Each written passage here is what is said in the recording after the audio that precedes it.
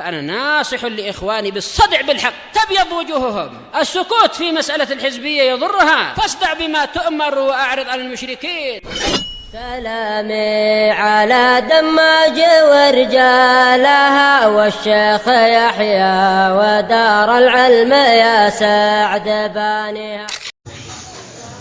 الحمد لله نحمده ونستعينه ونستغفره ونعوذ بالله من شرور انفسنا وسيئات اعمالنا من يهده الله فلا مضل له ومن يضلل فلا هادي له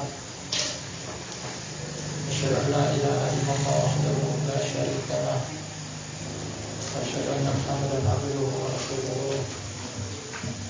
صلى الله عليه وعلى آله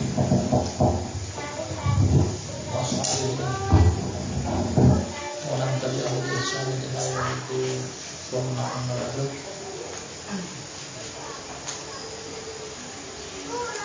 Ikhwati fillah, azmi wa'azakumullah.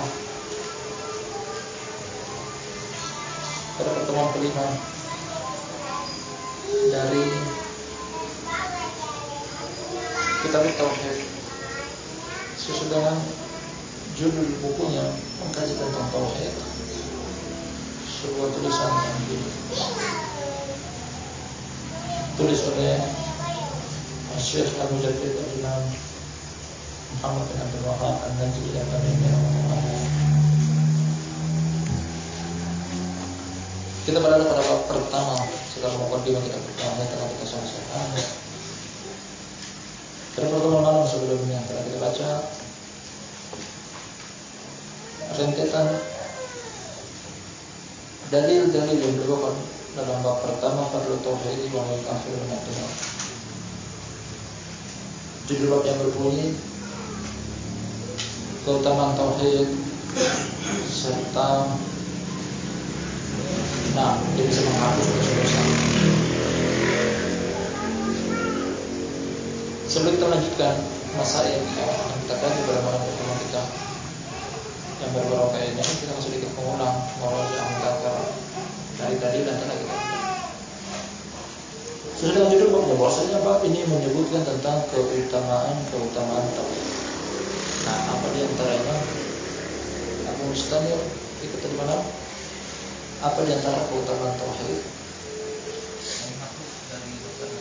Menghapus dosa-dosa. Ditunjuki dengan hadis Anas bin Malik radhiyallahu anhu dari Imam Tirmidzi.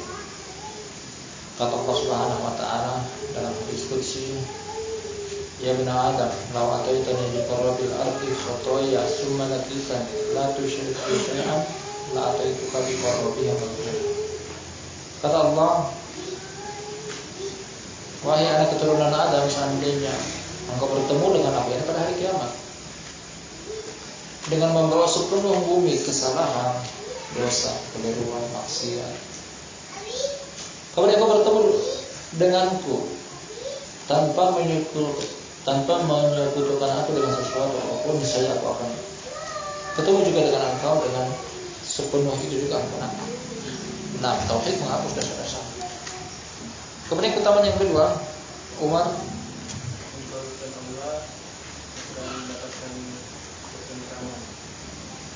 dan itu adalah keutamaan tauhid yang disebut oleh surat Al-An'am tempat ayat yang ke-82. Orang yang mentauhidkan Allah kemudian kita mencampurkan tauhidnya dengan kesyirikan, dijamin untuk mendapatkan rasa aman dunia dan akhirat, hidayah atau petunjuk juga dunia dan akhirat.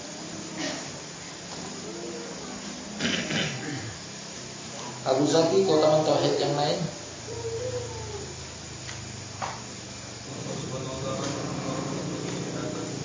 Diharamkan bagi orang yang mentauhidkan Allah neraka. Namun dengan syarat yang kita dapat dari masail, syaratnya adalah ikhlas. Tauhid dengan ikhlas. Yang berikutnya yang lainnya Abu Qanitah di antara keutamaan tauhid yang belum sempat disebutkan yang kuat.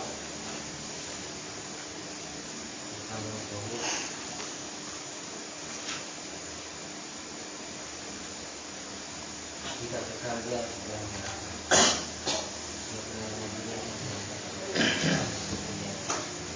Nah, labas apa yang antum sebutkan tidak keliru.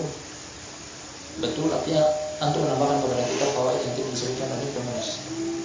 Terus tidak menyebutkan hal tersebut, namun hal ini termasuk bahwasanya pelaku tauhid sekalipun masuk ke dalam neraka, dia tidak kekal. Ahlu fikih yang lainnya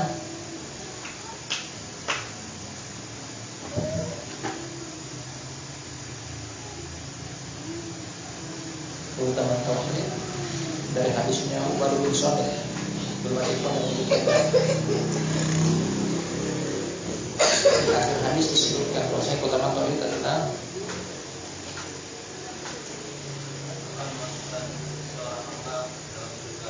masuk ke dalam surga. Ya. Penghujung kisah dari pelaku tauhid adalah surga. Surga. Jadi ini yang kita dapati dari susunan tertib yang indah dari penulis tentang keutamaan tauhid. Barakallahu fikum.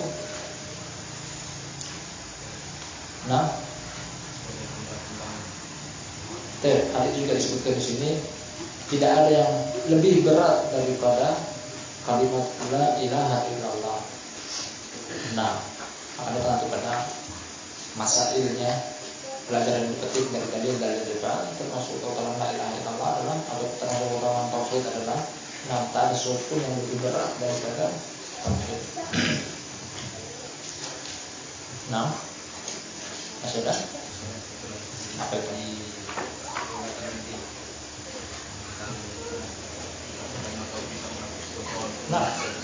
Sudah disebutkan tadi paling pertama sama Abu Mustair. Keutamaan tauhid paling pertama disebutkan sama Abu Mustair adalah hapus dosa-dosa. Jadi kita lanjutkan barakallahu fikum jami'an.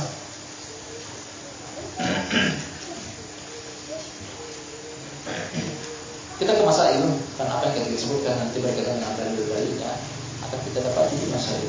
Langsung kita masuk ke masail.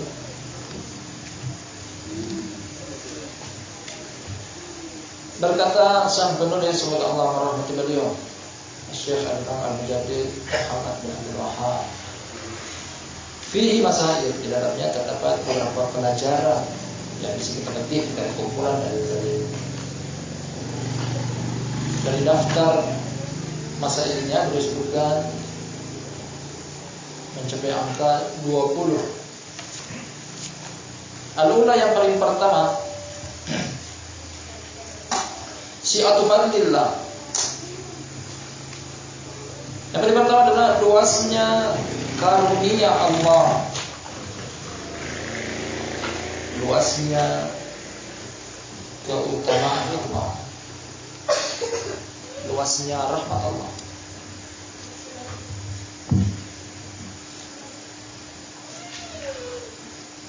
Dalam ayat kata Allah Subhanahu wa taala,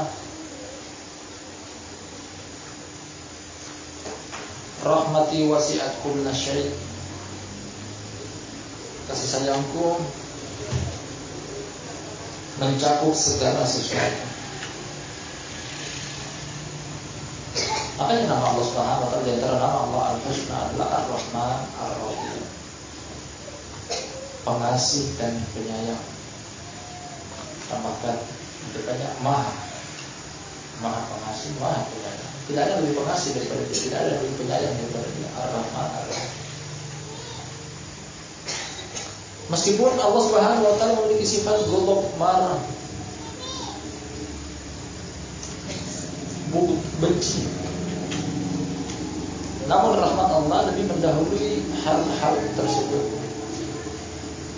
Kalau Allah Subhanahu wa taala, inna rahmati ghalabat ghadabi, dalam hadis.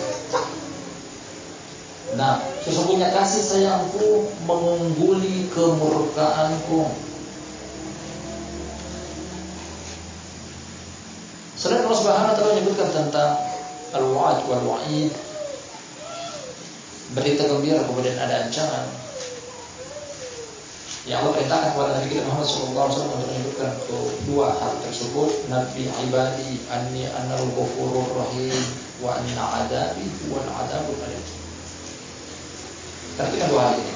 Kalau kita cermati dengan seksama.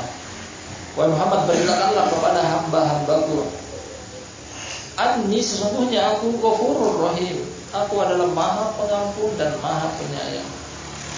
Namun Allah sebutkan setelah itu juga, jangan pernah lupa, jangan hanya mengharap rahmat Allah kemudian tidak takut kepada siksaan Allah, karena wa anna adabi huwal adabul alim, dan sesungguhnya siksaanku adalah siksaan yang teramat pedih. Ketika Mu'min menyebutkan tentang siksa dan rahmat, perhatikan apa yang Allah dahulukan, rahmat lebih duluan. Menunjukkan bahwasanya rahmat Allah, kasih sayang Allah, karunia Allah, ampunan Allah jadi mengungguli.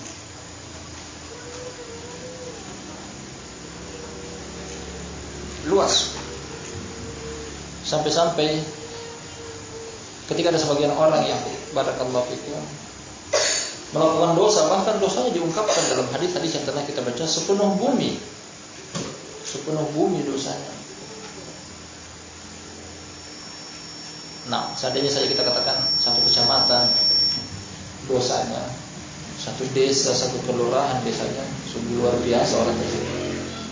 Satu desa taruhlah 1000 orang dia dolimi, ini tidak, sepenuh bumi dia dolimi semuanya. Namun ketika tidak melanggar hak Allah Subhanahu wa taala dalam hal kesyirikan, dia adalah orang yang beribadah, akan tetap diampuni oleh Allah Subhanahu wa taala. Subhanallah. Kenali Allah. Siapa Allah? Semakin tahu kita. Nah, betapa rahmat dan sayangnya Allah Subhanahu wa taala pada hamba-hambanya. Walakin aktsarun nasi la ya'lamun. Hanya saya kebanyakan manusia tidak mengetahuinya. Nah,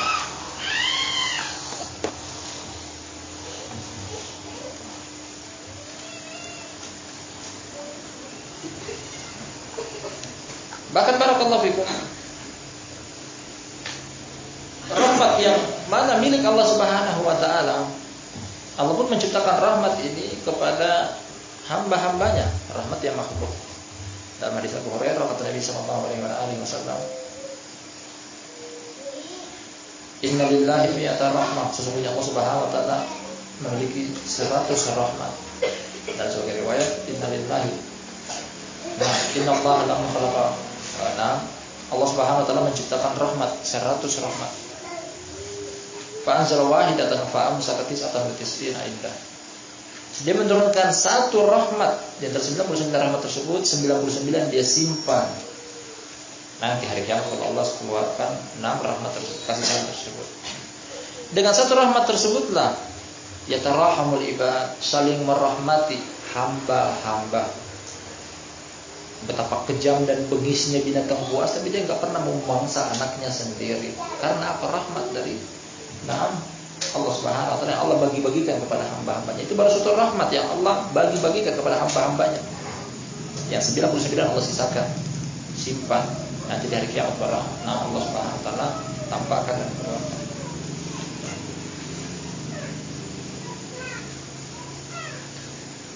Setelah kita mengetahui hal semacam ini, tak akan pernah kita berputus asa tentang rahmat Allah Subhanahu wa taala. Karena sebesar apapun dosa dan kesalahan kita, Allah Subhanahu wa taala selalu menyimpan bagi hamba-hambanya taubat dan ampunan. Taubat dan ampunan. Ini diambil dari hadis Anas bin Malik radhiyallahu anhu. Luasnya karunia dan anugerah Allah Subhanahu wa taala.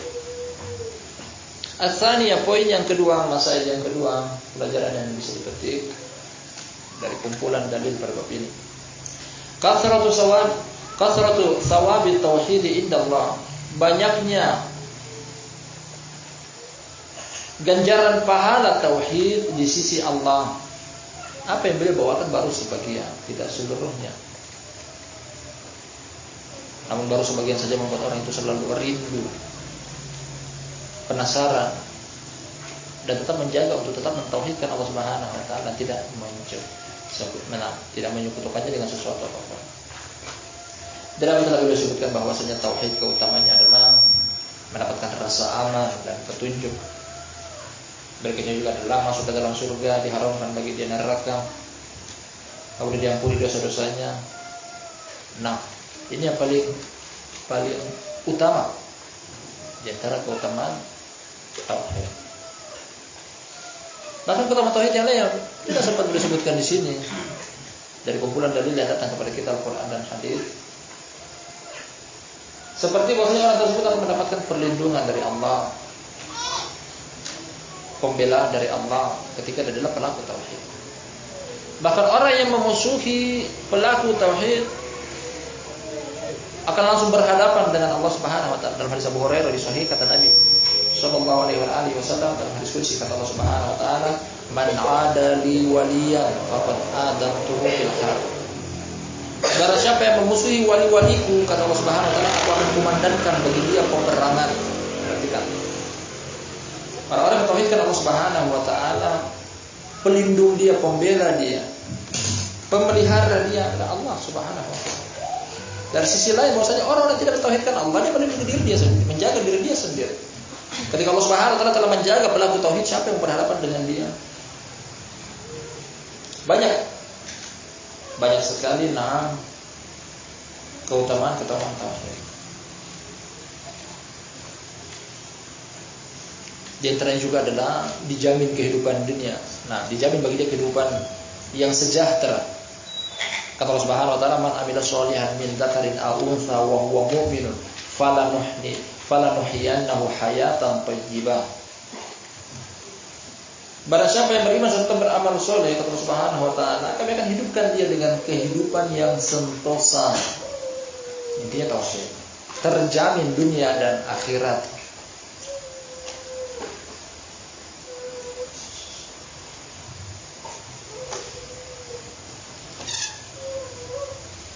Kata berikutnya pada poin pelajaran yang kita petik dari dalil-dalil pada bab ini, as-salisa, yang ketiga,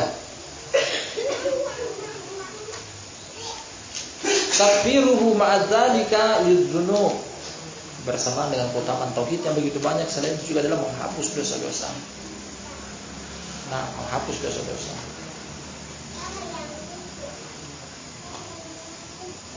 Dalam pepatah mengatakan, man dzalladzi masa'aqat wa man lahu husna faqat. Man dzalladzi masa'aqat, siapa yang tidak pernah melakukan kesalahan sedikit pun. Wa man lahu husna faqat, siapa juga yang hanya memiliki kebaikan saja. Artinya kita sadari dengan segala kekurangan dan kelemahan kita pasti punya salah. Entah itu sengaja ataupun tidak sengaja, banyak sedikitnya, kecil dan besarnya. Terbukti dari hadis Anas bin Malik radhiyallahu anhu, kata Nabi sallallahu alaihi wasallam, "Na'am, kullu bani Adam khata' wa khairul khata'in at-tawwabun." Setiap anak cucu Adam khata', datang dengan siga mubalagh, artinya banyak. Kalau khati' atau mukhti satu salah, tapi kalau khata' artinya banyak salah. Nah, sekarang bikin salah 5 menit, berikutnya bikin salah, 10 menit kemudian bikin salah, karena kejahilan, kezaliman yang merupakan kodrat Allah bagi umat manusia. Mereka adalah sumber kesalahan. Hari ini bikin salah, besok bikin salah. Maka setiap saat, sebagaimana yang Allah Subhanahu wa taala sebutkan dalam hadis qudsi, kata Allah Subhanahu wa taala, "Ya ibadi innakum tukhti'una bil-laili wan-nahar wa ana aghfiru dzunuba jami'an." Wahai hamba-hambaku, kalian selalu melakukan kesalahan siang dan malam hari. Tidak ada waktu kecuali siang dan malam. Siang kita bikin salah, malam bikin salah, karena kedoliman dan kejahilan kita, tergesa-gesa dan terburu-burunya sifat kita manusia. Sekian banyak kesalahan kita, ternyata barakallahu fikum, tauhid bisa menghapusnya. Tauhid dengan perincian di dalamnya bahwasanya, nah, dosa terbagi menjadi 2. Dosa kecil dan dosa besar. Hal-hal apa saja yang bisa dihapus dengan menghapus dosa kecil, hal-hal apa saja yang bisa menghapus dosa besar akan datang nanti pada tayyib pembagiannya. Pada bab-bab yang setelahnya. Al-muhim, Tauhid termasuk keutamanya adalah menghapus dosa-dosa. Dengan sedikit bocoran barakallahu fikum bahwasanya ketika dosa tersebut dengan kadar dosa kecil bisa terampuni dengan amalan kebaikan. Sekedar mengamalkan amalan kebaikan terhapus dosa-dosa kecil.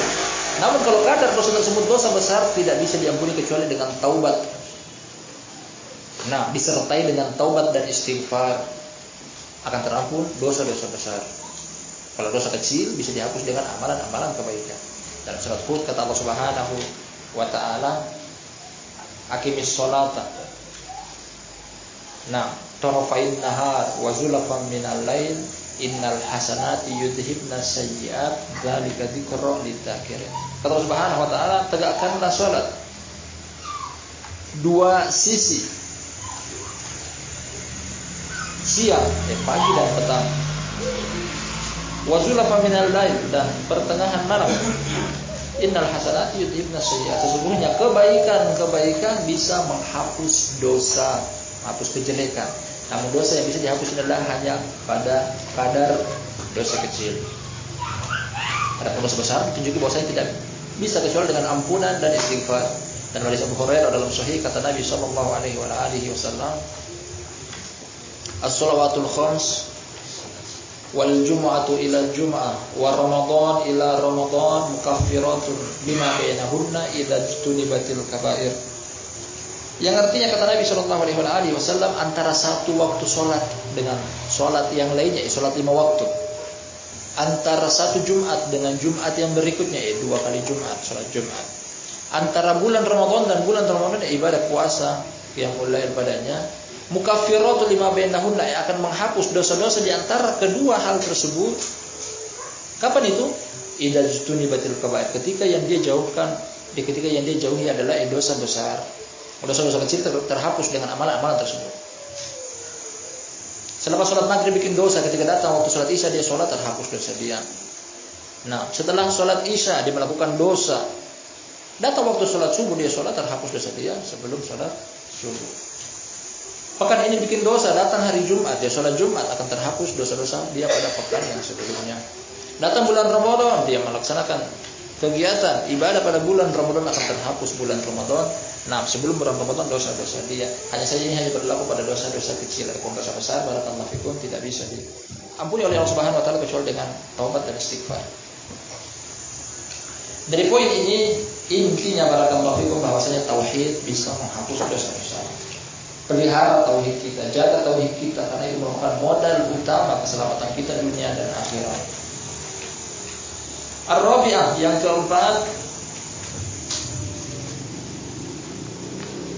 masalah keempat, kali ini boleh berpindah ke ayat. Tafsirul ayati ats-tsani was-tsamanun allati fi suratil An'am.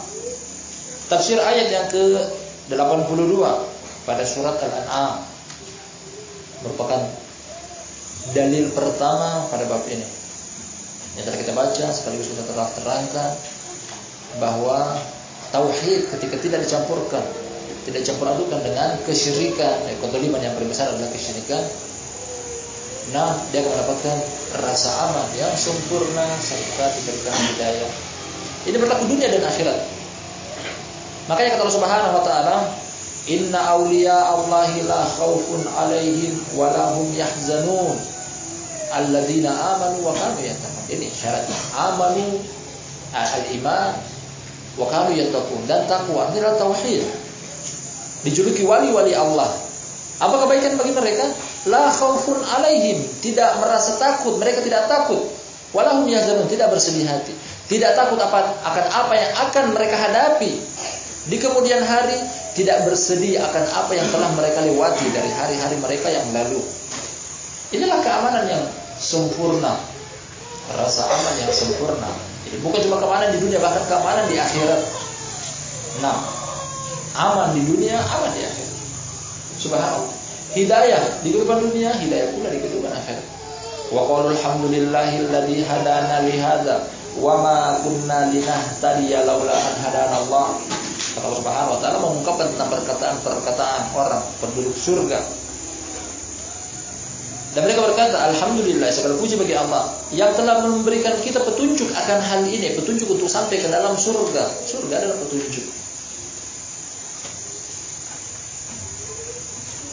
Wa ma kunna linahtadiya laula an hadana Allah.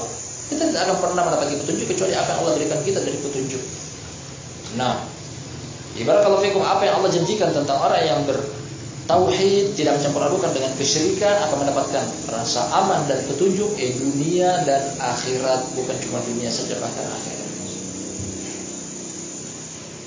Dan ini adalah sebesar-besar keberhasilan sebagai orang mempersepsikan tentang keberhasilan adalah menjadi orang kaya. Belum tentu selamat. Betapa banyak orang kaya masuk ke dalam neraka. Sebagian orang mengatakan bahwasanya keberhasilan adalah dengan memiliki wajah yang tampan, cantik. Belum tentu, betapa banyak orang yang akan masuk ke dalam neraka ternyata dari kalangan orang-orang yang cantik dan orang yang ganteng. Sebagian orang mempersepsikan bahwasanya keberhasilan yang paling besar adalah menjadi orang nomor 1 di tempat tinggal dia, lokasi dia. Belum tentu. Keberhasilan yang paling besar adalah selamat dari neraka, masuk ke dalam surga. Kata Allah Subhanahu wa taala, "Faman zuhziha 'anil nari wa udkhilal jannata faqad faz." Nah, kata Allah Subhanahu wa taala, barang siapa yang diangkat dari neraka kemudian dimasukkan ke dalam surga, faqad faz, dialah yang telah beruntung. Tidak ada keberuntungan yang lebih pada dan besar daripada keberuntungan tersebut. Tauhid pada poin yang barusan kita baca adalah keutamanya mendapatkan rasa aman dan petunjuk dunia dan akhirat. Al-khamisah yang kelima, masalah yang kelima, pelajaran yang bisa dipetik dari kumpulan dalil pada masalah ini. Ta'ammal al-khamsal lawati fi hadithi Ubadah. Perhatikan 5 perkara yang disebut dalam hadisnya Ubadah. 5 perkara tersebut kita ulangi. Pertama, kalimat syahadat la ilaha illallah Muhammadur Rasulullah.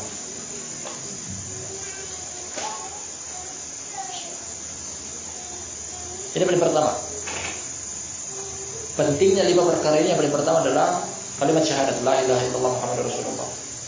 Kemudian yang kedua adalah berkaitan dengan Nabi Isa alaihissalam, bahwasanya beliau adalah hamba Allah sekaligus rasulnya.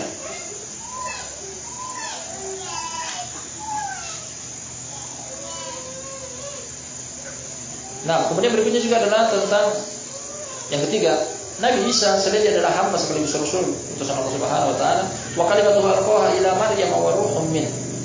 Kalimatnya Allah Subhanahu wa taala artinya adalah Allah Subhanahu wa taala menciptakan Nabi Isa dari seorang ibu tanpa ayah, cukup dengan mengatakan kun fayakun. Inna mathala Isa indallahi kamathali Adam khalaqahu min turabin tsumma qala lahu kun fayakun. Makanya sebagian mereka terlalu guru terhadap Nabi Isa, termasuknya kaum Nasrani, karena mereka mengatakan Nabi Isa tercipta dari kalimat Allah, maka mereka mengungkapkan tentang Nabi Isa adalah sang firman. Mari kita bahas materi ini pada kitab yang sebelumnya. Sang firman artinya adalah karena diciptakan dari 6 kalimat. Perkara yang keempat, surga adalah hak. Yang kelima, neraka adalah hak. 5 perkara ini yang kata beliau hendaknya diperhatikan bahwasanya 5 perkara ini yang bisa mengantarkan ke dalam surga. Meyakini ini. Artinya ketika menyelisihi perkara-perkara atau 5 perkara yang disebutkan di sini, berarti tidak akan mendapatkan jaminan surga. Di akhir hadis yang terdapat dalam hadisnya Ubadah bin Samit. Paling pertama 2 kalimat syahadat. Yang kedua tentang akidah akan Nabi Isa. Beliau bukan hamba yang datang dengan kedustaan seperti yang diyakini oleh orang Yahudi, makanya mereka berusaha untuk membunuhnya. Beliau adalah utusan Allah, hanya utusan Allah, tidak lebih daripada itu. Jangan diangkat sampai pada tingkatan kerububiyahan. Dia bukan Allah, bukan satu di antara 3. Bukan anak Allah. Kalau menyelisih ini berarti tidak akan masuk ke dalam surga. Ini barakallahu fikum tentang kekafiran orang-orang Nasrani. Dengan jelas dan gamblang di hadis ini menyebutkan bahwasanya orang yang menyelisih hadis ini tidak akan pernah masuk ke dalam surga. Menganggap Nabi Isa adalah anak Allah, satu yang ketiga, atau bahkan dia adalah Allah. Allah mengkafirkan mereka semuanya. Dalam Al-Qur'an kata Allah Subhanahu wa taala, laqad kafara alladziina qalu innallaha huwal masiihu ibnu Maryam. Sungguh telah kafir orang yang mengatakan Allah adalah Isa bin Maryam. Dalam ayat yang semakna juga kata Allah Subhanahu wa taala, laqad kafara alladziina qalu innallaha salisu salasa. Sungguh telah kafir orang yang mengatakan bahwasanya Isa adalah trinitas, 3 dalam 1. Teologi yang menyesatkan orang kaum Nasrani. Beliau menganjurkan kepada kita untuk memperhatikan tentang 5 perkara ini karena merupakan sebab seseorang itu akan dimasukkan oleh Allah Subhanahu wa taala ke dalam surga. Barakallahu fikum. Kemudian hadisnya muttafaqun alaih, tanpa diragukan tentang kesahihannya. Imam Bukhari dan Imam Muslim ketika mengeluarkan satu hadis, kaum muslimin seluruhnya menerimanya tanpa ditolak. As-sadisatu yang ke-6. Masalah yang ke-6 masih dari bab yang sama.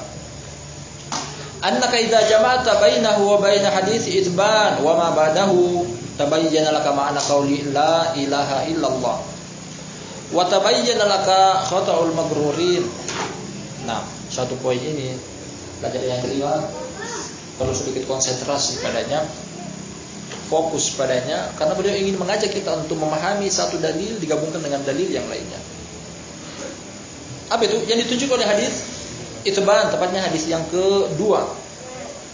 Dari atas dalil yang ketiga setelah ayat, kemudian hadis Ubadah yang barusan kita sebutkan 5 perkara, kemudian hadis itban yang berbunyi bahwasanya fa innallaha harrama 'alan nari man qala la ilaha illallah yabtaghi bidzalika wajhallah.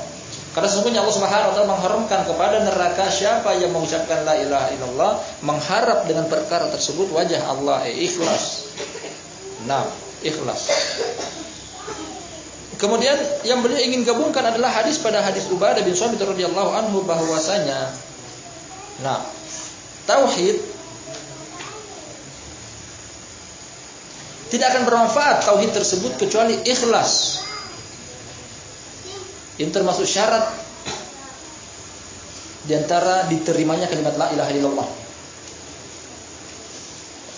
Karena la ilaha illallah ibaratnya adalah kunci surga, sedangkan kunci surga yang kita ketahui bahwasanya surga memiliki kunci, dan kunci tersebut memiliki gerigi-gerigi yang tidak mungkin bisa membuka kunci tersebut untuk surga kecuali gerigi-gerigi tersebut total sempurna.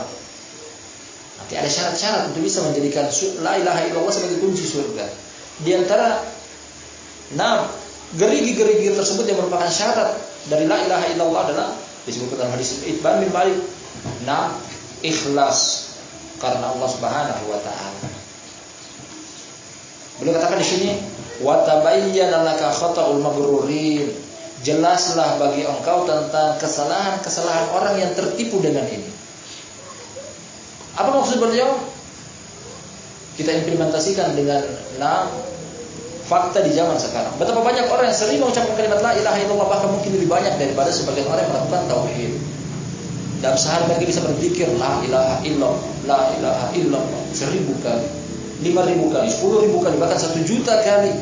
Tapi ternyata mereka tidak menetapkan syaratnya. Apa itu tidak ikhlas? Ternyata mereka masih riya, mengamalkan la ilaha illallah tapi riya, salat riya, dicampur adukan dengan kebid'ahan. Artinya ini membuat kita jelas bahwasanya orang-orang yang ternyata memahami la ilaha illallah dengan pemahaman mereka salah, keliru.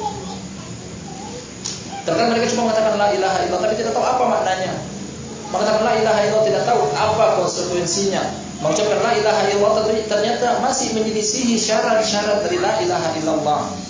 Karena apa? Tidak ikhlas. Yang disebutkan dalam hadis Ibn Malik, syarat la ilaha illallah adalah ikhlas. Bukan cuma sekedar mengucapkannya sampai capek, goyang-goyang kepala ribuan kali dalam sehari. Karena la ilaha illallah memiliki syarat. Termasuk syaratnya juga barakallahu fikum disebutkan ada hadis Ubadah bin Samit. Adkhalahu al-jannata ala ma kana min al-amal. Setelah meyakini dengan pasti tentang 5 perkara yang dimaksud dalam hadis Ubadah bin Samit, Allah Subhanahu wa taala memasukkan dia ke dalam surga dengan apa? Dengan amalan. Hanya mengucapkan kalimat la ilaha illallah tapi tidak beramal, tidak berguna la ilaha illallah tersebut, karena ini termasuk konsekuensinya, syaratnya, prosedurnya. Makanya pendapat yang paling tepat mengatakan bahwa ketika orang mengucapkan kalimat la ilaha illallah meskipun 1000 kali, 5000 kali, 10.000 kali dalam sehari, tapi ketika tidak sholat, nah artinya tidak beramal, tidak ada gunanya. Ini memahami hadis demikian. Perhatikan dari awal sampai akhir apa yang maksud. Di depan ada semacam 6 hal-hal yang harus dipahami. Di belakang ada syaratnya, ini harus didatangkan. Syarat dari 2 hadis ini Ubadah bin Samit, kemudian hadis ini Ibnu Malik. Syarat yang pertama adalah harus beramal, bukan cuma bersandar pada kalimat la ilaha illallah tapi malas beramal. Nah, kemudian yang kedua adalah setelah mengucapkan kalimat la ilaha illallah akan bermanfaat, tidak dicelupkan ke dalam neraka, dengan syarat harus ikhlas, tidak riya, nah dan seterusnya. Tidak mengharap pujian dari ibadah dia, tidak mengharap tempat di hati orang, murni karena Allah Subhanahu wa taala. Karena artinya bertagi bidzalika wajh Allah, yang mengharapkan wajah Allah, ini yang dia cita-citakan, bisa melihat wajah Allah Subhanahu wa taala di dalam surga. Jadi tidak mengharap selainnya, bukan mengharap wajah fulan, bukan mengharap wajah fulan. Dari poin ini boleh berikan kita pelajaran penting bahwasanya begitu banyak orang mengucapkan kalimat la ilaha illallah hanya saya tertipu dengan 6 kalimat la ilaha illallah tersebut. Bukan banyaknya yang dilihat, meskipun engkau mengucapkannya sekali, hanya saja dengan pemahaman yang tepat sesuai dengan kriteria, prosedur yang dibawakan oleh kumpulan dalil yang datang bahwasanya la ilaha illallah memiliki syarat, itulah yang dianggap bermanfaat. Hanya pengucapan dengan lisan tapi tidak mengetahui maknanya, tidak memenuhi konsekuensinya. Nah, kata beliau sini wa tabayyana laka khatar al-maghrur. Yang berikutnya as-sabi'ah. Pelajaran yang bisa kita petik pada dalil-dalil di dalam bab ini. Yang ketujuh, at-tanbih li syartil ladzi fi hadithi itban. Ini dia. Diulang lagi sekali lagi sini bahwasanya peringatan tentang syarat yang terdapat dalam hadisnya Itban bin Malik. Apa itu? Ikhlas. Kalau Allah Subhanahu wa taala memudahkan bagi kita akan kaji juga tentang syarat-syarat la ilaha illallah. Sudah tulisan milik beliau sendiri. Dapat 8. Ilmu, yakin, al-qabul, al-inqiyad. Nah, dan seterusnya. Dan pada terakhir adalah al-kufru bit-taghut. Syarat-syarat la ilaha illallah. Begitu banyak orang mengucapkan la ilaha illallah tapi ternyata dia tidak tahu apa arti dari kalimat la ilaha illallah. Diartikan la ilaha illallah adalah tiada Tuhan selain Allah. Ternyata didapati masih ada Tuhan yang lain. Sebab mereka mengartikan la ilaha illallah tiada Tuhan T kecil kecuali Tuhan T besar. Nah, ini pun sama, keliru. La ilaha illallah adalah la ma'budu bihaqqin illallah. Tidak ada yang berhak disembah kecuali Allah. Yang lainnya meskipun disembah tapi bukan dengan haknya. Dan dari poin yang ketujuh boleh ingin ajarkan kepada kita bahwasanya la ilaha illallah memiliki syarat. Apa itu? Ikhlas, mengharap wajah Allah Subhanahu wa taala. Az-zamina yang ke-8. Qaulul anbiya yahtajuna litanbih ala fadli la ilaha illallah. Dari hadisnya Abu Sa'id Al-Khudri radhiyallahu anhu. Perihal tentang para nabi, mereka juga membutuhkan peringatan tentang keutamaan la ilaha illallah. Para nabi, apalagi selain mereka. Para nabi, mereka memiliki sifat kenabian dan kerasulan, hanya mereka adalah manusia biasa yang tak wujudkan dari sifat manusiawi mereka. Yang ke-9, perihal para nabi juga mereka membutuhkan peringatan. Peringatan akan apa? Keutamaan la ilaha illallah. Kisah tentang Nabi Musa ketika dia meminta kepada Allah, ya Rabb alimni syai'an adkuruka wa ad'uka bihi, wahai Allah, wahai Rabb, ajarkanlah kepada aku satu kalimat yang aku bisa berzikir kepada Engkau dengan kalimat tersebut. berdoa kepada engkau dengan kalimat tersebut. Allah ajarkan kepada dia la ilaha illallah. Nah, Nabi Musa menyangkakan hal tersebut sambil mengatakan bahwa tayyib la ilaha illallah diucapkan oleh seluruh orang. Begitu aku tidak ada keunggulan karena semua orang dari hamba engkau mengucapkannya. Kemudian dilanjut dengan hadis bahwasanya la ilaha illallah tak satu pun yang lebih berat daripada kalimat tersebut. Ini terjadi pada para nabi, bahwasanya para nabi saja saya butuh untuk diberikan tanbih akan keutamaan la ilaha illallah, apalagi selain daripada para nabi dari manusia biasa. Menunjukkan kepada kita bahwasanya hal yang satu ini perlu kita lebih mendalami. Jangan pernah menganggap bahwasanya tauhid kita sudah bersih. Perlu penting bahwasanya mengkaji tentang la ilaha illallah atau akidah atau tauhid, perkara sedang kita kaji. Nabi SAW mengulang-ulang dalam kurun waktu 13 tahun. Turun kepada siapa? Orang yang paham bahasa Arab. Al-Quran turun dengan bahasa Arab. Tauhid diajarkan dengan bahasa Arab. Kepada siapa? Kepada bangsa Arab. Tapi butuh 13 tahun lamanya untuk mengulang-ulang. Periode dakwah di kota Makkah, sebelum diwajibkan sholat, sebelum diwajibkan puasa, sebelum diwajibkan zakat, sebelum diwajibkan haji. Apa dikaji selama 13 tahun tersebut? Pagi, siang, sore, malam, al-muhim tauhid. Tidak boleh syirik, tidak boleh menyembah kepada selain Allah, jangan minta kepada berhala, minta kepada satu Allah Subhanahu wa taala. Allah yang memberikan rezeki, Allah yang mengatur alam dan seterusnya.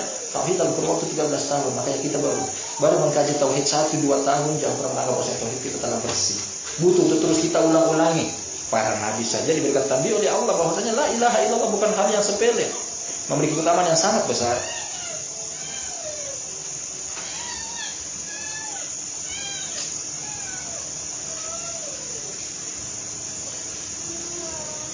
Baik, yang berikutnya at-tasi'ah, yang ke-9.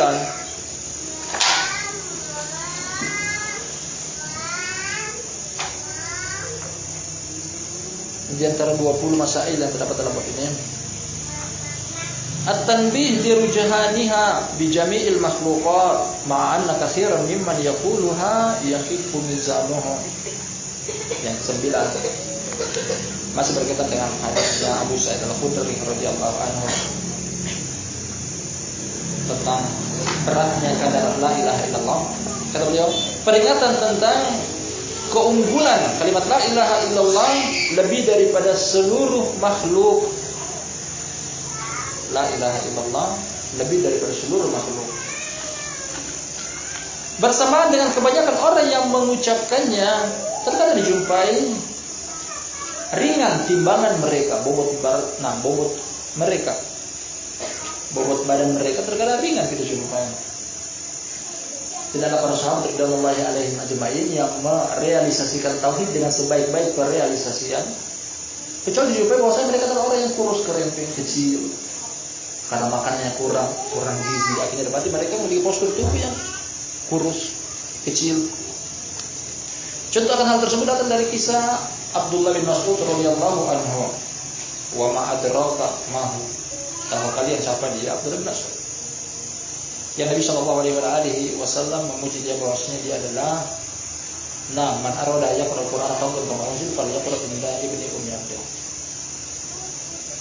Salah satu orang yang Allah Subhanahu yang Nabi sallallahu alaihi wasallam mengajarkan untuk mengambil Al-Qur'an dari dia.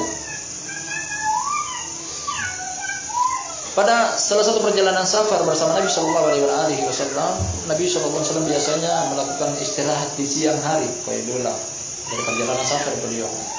Terkadang singgah di suatu lembah, kemudian mencari pepohonan yang rimbun yang bisa dijadikan sebagai tempat berteduh. Mereka sengaja mencari untuk Nabi sallallahu alaihi wasallam pepohonan yang rimbun, yang paling sejuk. Kemudian mereka berpencar pada pohon-pohon yang lainnya. Ibnu Mas'ud didapati salah satu pohon dan naik di salah satu ranting pohon tersebut. Kemudian tanpa disengaja datang angin kencang meniup pakaiannya dia, akhirnya tersingkap kedua betis dia yang kurus kerempeng, ditertawai oleh para sahabat yang lainnya. Beliau bertanya, "Mimma tadhakun, apa yang kalian tertawakan?" Kata mereka, "Min dikoti sapai, dari kurusnya kedua betis Ibnu Mas'ud." Nabi sallallahu alaihi wasallam memuji dia bahwasanya Allah lahu ma'asqal indallahi min jabal Uhud.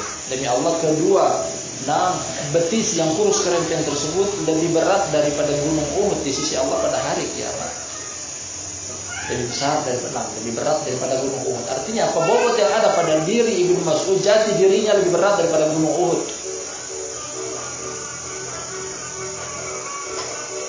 Kita terkaitkan dengan apa yang barusan kita kaji, bahwasanya dia termasuk pelaku la ilaha illallah yang memiliki tubuh kurus kerempeng.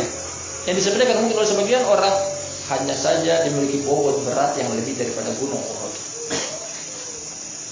Gunung Uhud kalau sekian banyak orang bersatu pada kemudian ditimbang, nah berapa ribu orang baru bisa menyamai satu gunung Uhud. Satu Ibnu Mas'ud bisa menyamai satu gunung Uhud, menunjukkan bahwa dia pelaku tauhid yang mungkin memiliki tubuh yang kurus kerempeng, tapi karena di dalam dada dia terdapat la ilaha illallah, menjadi mulia di sisi Allah Subhanahu wa taala, menjadi kadar berat, bobot yang berat di sisi Allah Subhanahu wa taala karena kalimat la ilaha illallah. Al-Ashirah yang ke-10,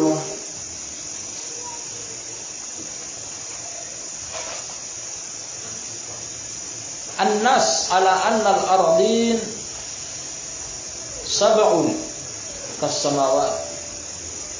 Nas artinya adalah dalil yang jelas, tidak ada kesamaran di dalamnya. Kalau menyebutkan dalil ada beberapa tingkatan, ada muhkam, ada mutasyabih, ada yang nas. Nas artinya adalah yang gamblang dan jelas, tidak ada kemungkinan yang lainnya. Dalil-dalil yang jelas tentang bumi itu ada 7 lapis seperti langit. Nah, sebagaimana langit ada 7, bumi pun 7. Diambil dari hadis mana? Hadisnya Abu Sa'id Al-Khudri radhiyallahu anhu. Wal ardina sab'. Ya Musa law anna samawati sab' wa amiruhunna ghairi wal ardina sab' fi kiffati. Wahai Musa, seandainya langit 7 lapis beserta penghuninya, bumi 7 lapis beserta penghuninya diletakkan pada satu neraca timbangan, dan seterusnya. Bahkan ini juga merupakan zahir dari ayat pada perkataan Allah Subhanahu wa taala, huwallazi khalaqa sab'a samawatin wa minal ardi mithlahun. Dialah yang telah menciptakan langit 7 lapis dan bumi semisalnya, semisal dalam hal tingkatan juga 7 lapis. Terbukti juga dalam hadis Aisyah radhiyallahu anha dalam sahih, kata Nabi sallallahu alaihi wasallam, "Man dhalama qayda shibrin minal ard tuwiqahu min sab'i aradin yaumal qiyamah." Barang siapa yang mendolimi sejengkal dari tanah bumi dengan memindahkan patok, mencuri punya orang hanya jarak sejengkal, kata Nabi sallallahu alaihi wasallam, akan dikalungkan pada telinga, akan dikalungkan pada leher dia 7 lapis bumi pada hari kiamat. Kalau satu jengkal saja kemudian kita ukur ke bawah satu lapis bumi, berapa ton tanah yang akan dia pikul, kali 7 lapis ke bawah.